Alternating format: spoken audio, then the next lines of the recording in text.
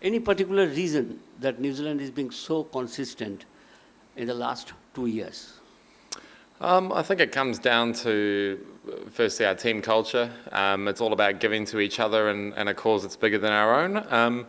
And then I think it also comes down to the boys sticking to their processes individually. We obviously have a lot of trust in each other and we all play our games differently.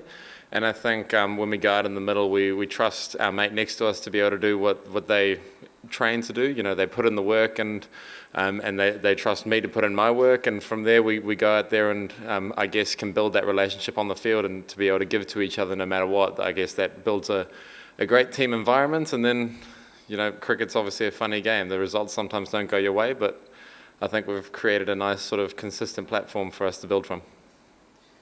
I'm just saying jokingly, any particular glue stick you use because you are taking some amazing catches? Is it hard work? Is it reflexes? What is that? I think a great deal of luck comes involved. You know, I wish I could say that I've got a special little glue tag that I use, but unfortunately that's not the case. If anything, my palms are more sweaty than anything else. So, yeah, you know, it's obviously comes down to a lot of hard work and doing the basics as much as I can, and then sometimes luck just plays a good part in it. Glenn, just want to ask that, were there any discussions when you guys are watching the India games here? Do you have any kind of communications about the wicket, about the combinations India were going with, you know, 3 spinners and the pacers? You guys were, you know, backing 3 pacers. So can you talk us through that and any concerns on Kane Williamson? I know that he's a very big player, but hasn't scored yet. Did you watch the Tri-Series? No, just overall this. Then there's your point. Obviously, he scored 130 odd not out there, and he scored 60, and then he scored a 40 odd. So I don't think he's a problem. But in terms of scouting and things going on, we obviously have our game plans that we have coming up against India. You know, they're an incredibly strong side, and they pretty much have all their bases covered. So for us, I guess it's about looking at the pitches and the results that have just gone by recently. Obviously, it's playing a little bit slow, and there's obviously a good deal of turns. So I think it's going to be an interesting matchup. You know, they've got 3 quality spinners, and I guess for us, we obviously have a lot of all-rounders as well as our top bowling lineup. So we do have a lot of bases covered, regardless of the situation that we're going to be facing against. Ever since Mike Atherton and Nasser Hussain's podcast went viral, there's been a lot of talk about India having an unfair advantage due to being in one venue. You yourselves have flown from Pakistan to here. Has there been any talk about this in the dressing room? I mean, are you focusing on that at all? What are your thoughts on it? No, for us, there's no focus on anything like that. Obviously, a tournament draw is what it is, and you know we have a no excuses mindset to be able to come out to a tournament. You're dealt the hand that you're dealt, and you know the facts of the matter is India has been dealt that hand, and we've been dealt our hand, and you know we're never going to complain about what we get, and we'll just do the best with what we've got.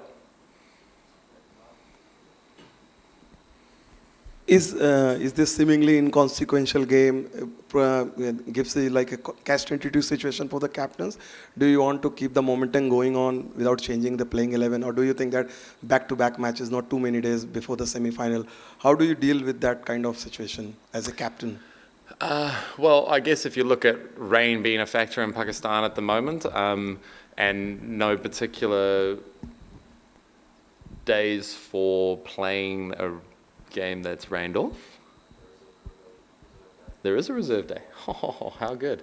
You know, obviously finishing in the top spot goes with a great deal of confidence going into the semi-finals. But at the end of the day, we always in a tournament like this go out to win every game possible, and momentum is a strange thing in cricket, especially. So, you know, we're obviously going to go out there, play every ball as it comes, but put our best forward no matter what. Glenn, Virat Kohli will be playing his 300th ODI tomorrow. Is he somebody that you've sort of admired over the years? Would you followed him? Obviously, he's an incredible player. You know, and to know him a little bit personally myself is awesome. He's obviously an incredibly hard worker, and what he's done for the sport, but also for Indian cricket, and also people coming through the game as youngsters now is absolutely fantastic. And I think his legacy going forward will be remembered for a long time, inspiring a lot of people. And you know, 200 ODIs, that's a big feat, especially in today's age where one-day cricket isn't played as often as it used to be. So it's really cool for him.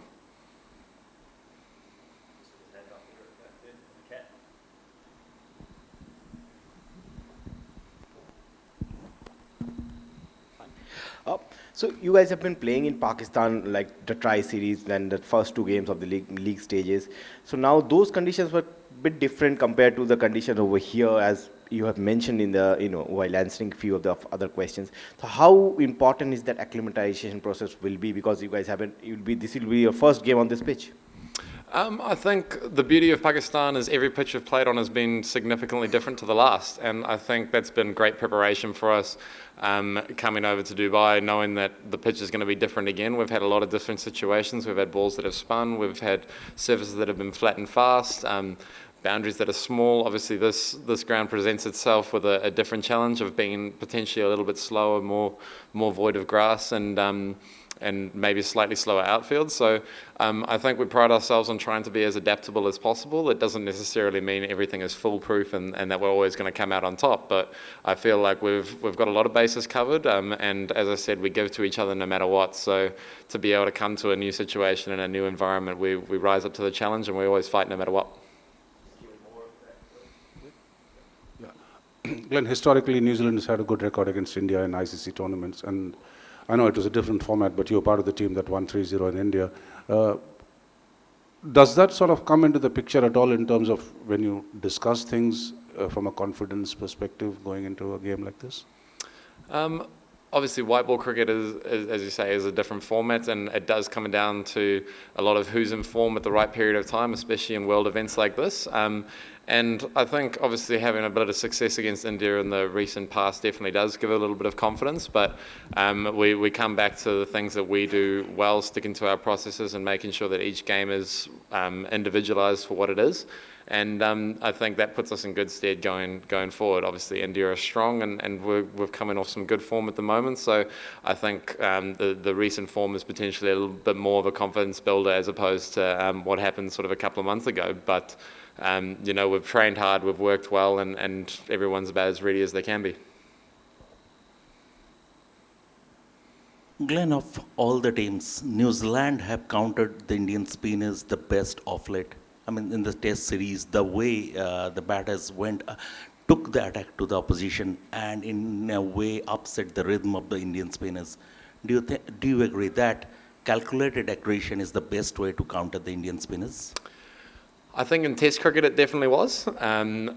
When it came to situations we were playing on pitches that were turning significantly, to be able to, I guess, score runs, it was more of a runs game and as opposed to a matter of time.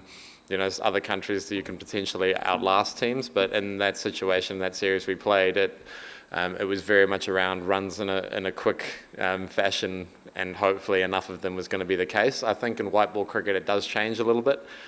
With there obviously only being 50 overs, the game plans slightly change to be able to, I guess, counteract situations of the game. The middle phase is obviously very crucial in the way Tom Latham and Will Young did it against Pakistan, and then obviously Tom and Ratchin in the last game against Bangladesh during a tricky period was fantastic, and I think that's probably crucial going into this one with the quality of the Indian spinners is going to be about how can we rotate strike, how can we take the game deep and be able to give ourselves a chance to, I guess, launch an attack at the death, and if we do bat first, put a competitive score on the board, and obviously if we're chasing, that becomes really crucial to limit those dot balls in the middle overs with how good their spinners are. Obviously it's not an easy task, they are fantastic spinners, but we've all got our individual plans, and hopefully we can go out there and execute them.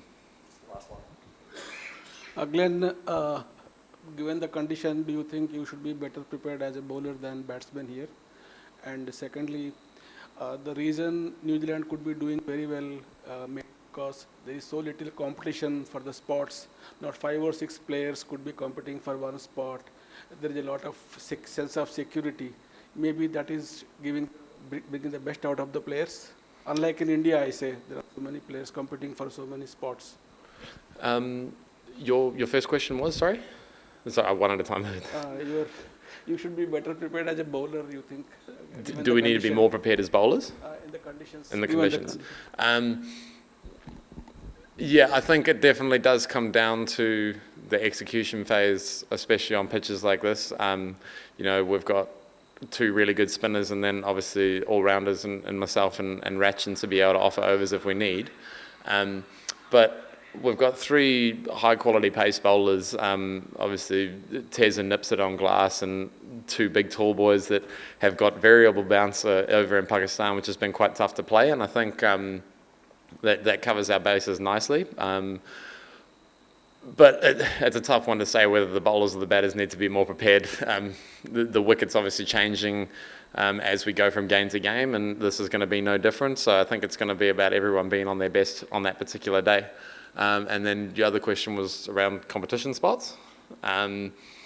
We are fortunate in New Zealand where we do have a lot less players than India has to choose from, which means we can afford to give guys slightly longer runs before moving to potentially the next crop of players coming through. And that does obviously give a lot of confidence, but the same with any professional environment. If you aren't performing, there is always someone waiting in the wings. So the intense competition is slightly different to what maybe the Indian competition is from a pure numbers perspective, but we've got guys waiting in the wings that are definitely ready to be here and to perform. So for us, we try not to think about that because we're all in it together. There's a big wider squad that is all involved. We're all New Zealand cricket as a whole in this team environment, and I think that in itself, that culture that we've produced allows us to go out there and play for each other as opposed to playing for ourselves individually for other spots, which I do think gives us a little bit of an advantage, say over India, who, if you don't perform one day, you very well may not play the next 2 or 3 years. So wrap it up there. Thanks, everyone.